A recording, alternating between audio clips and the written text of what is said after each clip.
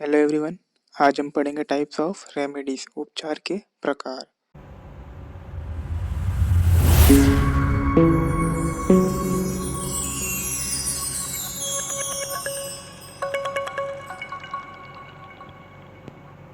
Taught में दो तरह की रेमेडीज होती है, एक जुडिशियल रेमेडीज, दूसरी एक्स्ट्रा जुडिशियल रेमेडीज।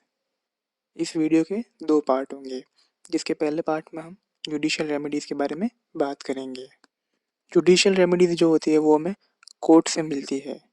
ये तीन टाइप्स की होती है, एक डैमेजेस, दूसरी इंजंक्शन, तीसरा स्पेसिफिक रेस्टिट्यूशन ऑफ प्रॉपर्टी। पहला है injunction. Injunction is an order of the court to restrain the repetition or continuous wrongful act done by the defendant. Injunction एक ऑर्डर है जो कि कोर्ट द्वारा दिया जाता है किसी repetition or continuous wrongful act को रेस्ट्रेन या रोकने के लिए, जो कि डिफेंडेंट द्वारा किया जाता है। In order to get this remedy, the plaintiff must prove damage or damages, and that must involve imminent danger of substantial kind or injury which will be irreparable।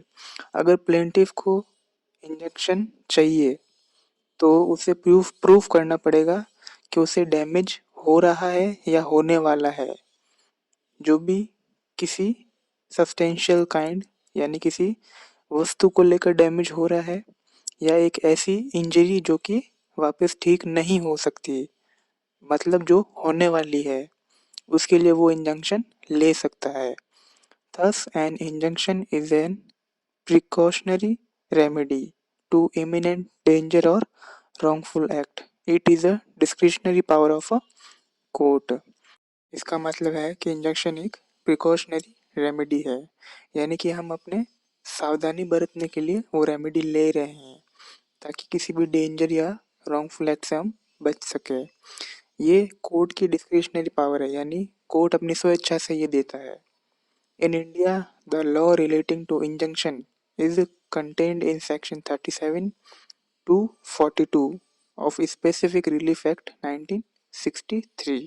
Injunction चार प्रकार के होते हैं, टेम्परेरी, परपेचुअल, प्रोहिबिटरी और mandatory.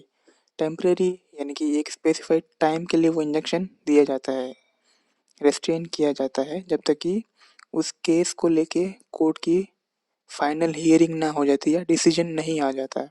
Perpetual यानी permanent, ये court permanently defendant को injunction देता है कि आप ये काम नहीं करेंगे, ताकि प्लेंटिफ के राइट के खिलाफ वो कुछ काम ना कर सके। प्रोहिबिटरी, इसका मतलब होता है कि डिफेंडेंट को बार बार उस काम को करने से, या अगर डिफेंडेंट वो काम करने वाला है जिससे कि प्लेंटिफ के राइट्स को हार्म होगा, तो कोर्ट पहले ही दे देता है उसको डिफेंडेंट को रोकने के लिए। मैंडेटरी, इसका मतलब होता है कोर्ट डायरेक्ट डिफेंडेंट को ये भेज देता है बिना प्लेंटिफ के कहे, जब कोर्ट को ये लगता है कि देना ज़रूरी है इंजंक्शन, वरना आगे चल के प्लेंटिफ को बहुत ज़्यादा प्रॉब्लम हो सकती है। ये चारों लगभग मिलते जुलते ही हैं, लेकिन इनमें कुछ माइन्यूट डिफरेंसेस हैं जो आपको देखने पड़ेंगे।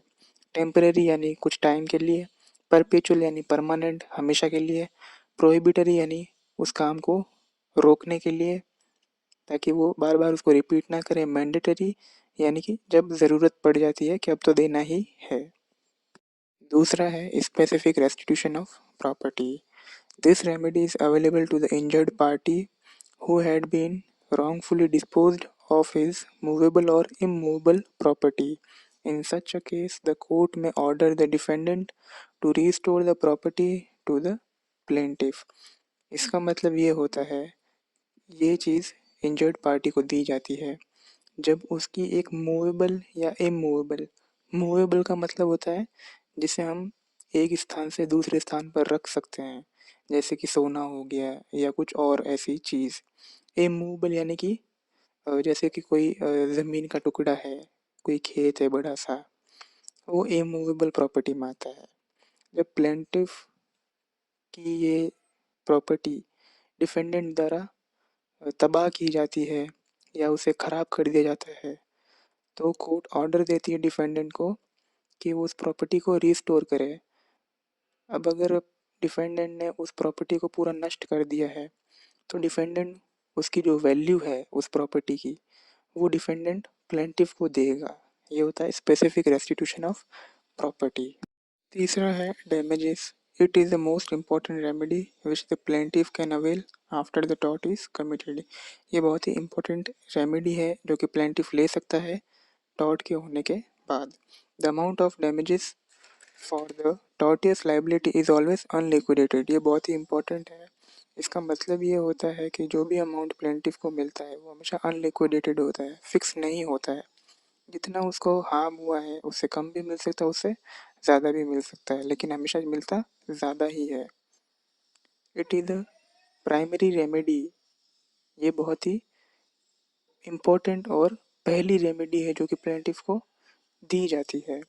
It is a pecuniary form which is given to a person as compensation for the injury which he suffered. Pecuniary form का मतलब होता है मनी के फॉर्म में, पैसों के फॉर्म में उसको दिया जाता है जो भी उसने इंजरी सफ़र की है उसके लिए। The purpose is to compensate the damaged person as well as punish the accused so that he does not do such thing again in future. इसका पर्पस सिर्फ एक ही होता है कि जिस पर्सन को डैमेज हुआ है उसको कंपनसेट करना, और साथ ही वो कंपनसेशन डिफेंडेंट से दिया जाता है, यानी डिफेंडेंट के लिए ये पनिशमेंट होती है ताकि वो फ्यूचर में वापस ऐसा काम ना करे। तो अब बात करेंगे डैमेजेस के टाइप्स की कि इतने टाइप्स के होते हैं, जिसमें पहला है nominal damages. It is given not as a compensation for injury or damage to the plaintiff but for recognition of legal right which is vested into the plaintiff and violated by the defendant. These damages are given only in respect of tort actionable per se. ये एक बहुत ही छोटा सा amount होता है, बहुत ही nominal होता है, जो कि प्लेंटिफ को दिया जाता है, जिसमें उसका कोई फिजिकल नुकसान नहीं हुआ होता है, लेकिन जो उसके लीगल राइट है उसका वायलेशन होता है तब कोर्ट उसको देती है। ये कितना भी हो सकता है, वो कोर्ट के ऊपर डिपेंड होता है। 1 रुपया भी हो सकता है, 1 करोड़ भी हो सकता है। इसका सबसे अच्छा केस वो ही है, एशबी वर्सेस वाइट। दूसरा है रियल और substantial damages. This kind of damage are given to the plaintiff for the loss cost to him. It is also known as compensatory damages. In such cases, amount are determined as damages is as far as possible, very near to the amount which brings to the plaintiff in the same situation in which he was before the injury was caused to him. इसका मतलब यही है, जितना loss उतना पैसा। Defendant ने plaintiff को जितना नुकसान पहुंचाया होगा उतना कोर्ट उसको फाइन देगी ताकि वो प्लेंटिफ को कंपनसेट कर सके। जैसे कि किसी ने कोई कार ठोक दी, उस कार का नुकसान 5,000 का हुआ है, तो कोर्ट डिफेंडेंट से 5,000 लेके प्लेंटिफ को देगी। इसका यही एक उद्देश्य है, जहाँ प्लेंटिफ पहले था नुकसान से पहले उसको वापस वहीं लाके खड़ा करना। तीसरा है contemptuous damage. These are trifling damages as the court forms very low opinion on plaintiff's claim or is of opinion that the case is such that it should not have been brought before the court. It may be 1 rupees or 1/2 of rupees. इसका मतलब यही होता है कि ये बहुत ही थोड़ा सा पैसे दिए, बहुत थोड़े से पैसे दिए जाते हैं, और कोर्ट को इस ऐसे केसेस में ये लगता है कि ये कोर्ट मानने लायक केस है ही नहीं। कि जो भी प्लेंटिफ क्लेम करता है, जैसे कि अगर उसको 5 रुपये का नुकसान हुआ और वो 50 रुपये मांग ले कोर्ट से, तो कोर्ट उसको इतनी तवज्जो नहीं देता है, तो कोर्ट उसको बहुत ही थोड़ा सा पैसे देती है और उसको रफा दफा कर देती है केस को। चौथा है एग्जेम्पलरी और punitive damage. In tort main object of awarding damages is generally compensatory, which is often equal to the injury caused to the plaintiff, but sometimes damages may be exemplary or punitive, in which the amount of damage are awarded in case of tort is committed intentionally और malicious। ये तो बहुत ही सुनकर ही आसान लगता है कि example set करने के लिए उसको दिया जाता है, तो इसमें कुछ ज़्यादा समझाने की ज़रूरत नहीं है। पांचवा है जनरल और special damages. These general damages, these are such damages as law presumed to have resulted from the defendant's tort. It generally happens where legal rights of the plaintiff is violated by the defendant. For this, it is not necessary that the plaintiff should plead in his suit in court. इसका मतलब ये होता है कि defendant जो भी गलती करता है प्लेंटिफ के खिलाफ, वो पहले से लॉ प्रिज्यूम करके बैठा होता है कि ये गलती तो होने ही वाली या हो सकती है, जिसमें प्लेंटिफ को पहले से ही पैसे दे दिए जाते हैं। जैसे कि कोई सड़क बन रही है, मेन रोड के पास किसी का घर है, कोई दुकान है जो कि रोड के टच में है, तो सरकार पहले ही उनको पैसे दे देती है और वो हटा देती है रोड वहाँ से। जनरल डैमेजेस का मतलब ये होता है कि रोड के पास किसी का घर है, कोई दुकान है जो कि रोड के टच में है, तो सरकार पहले ही उसे पैसे दे देती है मालिक को, ताकि वो आगे कोर्ट में केस ना करे और ये लंबा प्रोसेस ना हो। Special damages, these are such laws as will not be presumed by the law, therefore they must be specially claimed by the plaintiff in his pleading। ये कुछ ऐसे डैमेजेस होते हैं जिसमें कि लॉ भी ये नहीं सोच पाता है कि इसमें प्लेंटिफ को कोई नुकसान हो सकता है।